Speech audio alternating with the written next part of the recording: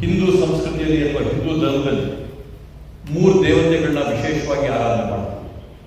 ಸರಸ್ವತಿ ಆಗಿರ್ಬೋದು, ಲಕ್ಷ್ಮಿ ಆಗಿರ್ಬೋದು, ಪಾರ್ವತಿ ಆಗಿರ್ಬೋದು. ಸರಸ್ವತಿ ತಾಯಿ ವಿದ್ಯಾಭ್ಯಾಸಕ್ಕೆ, ಶಿಕ್ಷಣಕ್ಕೆ ಎಲ್ಲವೂ ಕೂಡ ಸರಸ್ವತಿ ತಾಯಿಯ ಮೂಲ ಆಧಾರ ದೇವತೆ. ಹಣಕಾಸು, ಭೂಮಿ ಇವೆಲ್ಲವೂ ಕೂಡ ಅಭಿವೃದ್ಧಿ ಆಗಬೇಕು ಅಂತಂದ್ರೆ ಲಕ್ಷ್ಮಿನ ನಾವು ಪೂಜೆ ಮಾಡ್ತೀವಿ.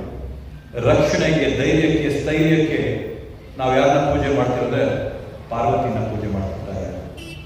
ಇದರಲ್ಲಿ ಎಲ್ಲರಲ್ಲಿ ಕೂಡ ಅತ್ಯಂತ ಕಷ್ಟ ಯಾವ ತಾಯಿನ ಹೋಲಿಕೆ ಮಾಡ್ಕೊಳ್ಳೋದು ಅಂತಂದ್ರೆ ಸರಸ್ವತಿ ದೇವಿನ ನಾವು ಮನವೊಲಿಸ್ಕೋಬೇಕಂತಂದ್ರೆ ಅತ್ಯಂತ ಶ್ರಮ ಪಡಬೇಕು, ಕಷ್ಟ ಪಡಬೇಕು. ಆವಾಗ ಮಾತ್ರ ಸರಸ್ವತಿ ದೇವಿ ಒಲ್ಲಿ ನಮ್ಮ ಪರವಾಗಿ ಬರ್ತಾರೆ.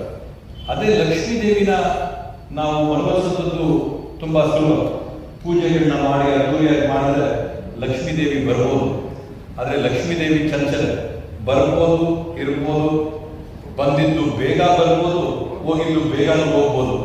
ಆದರೆ ಸರಸ್ವತಿ ದೇವಿಯ ಆಶೀರ್ವಾದ, ಅನುಗ್ರಹ ಒಂದ್ಸರಿ ಬಂದ್ರೆ ಸದಾ ನಿಮ್ಮ ಜೊತೆ ಇರ್ತದೆ ಅಂತೇಳಿ ಸರಸ್ವತಿ ದೇವಿಯ ಒಂದು ಆರಾಧನೆ ಮಾಡಿಕೊಂಡು ಸರಸ್ವತಿಯ ವಿದ್ಯೆಯನ್ನ, ಶಿಕ್ಷಣ ಸಂಪಾದನೆ ಮಾಡ್ಕೋಬೇಕು ಅಂತ ಈ ಒಂದು ಸಂದರ್ಭದಲ್ಲಿ ಹೇಳ್ತಾ ನನ್ನನ್ನ ಈ ಕಾರ್ಯಕ್ರಮಕ್ಕೆ ಕರ್ಕೊಂಡು ತಮ್ಮೆಲ್ಲರೂ ಕೂಡ ಉದ್ದೇಶಿಸಿ ಮಾತಾಡಕ್ಕೆ ಅವಕಾಶ ಮಾಡಬೇಕಂತ ಎಲ್ಲರಿಗೂ ಕೂಡ ವಂದಿಸ್ತಾ ನನ್ನ ಮಾತುಗಳಿಗೆ ವಿರಾಮ ನೀಡ್ತೀನಿ.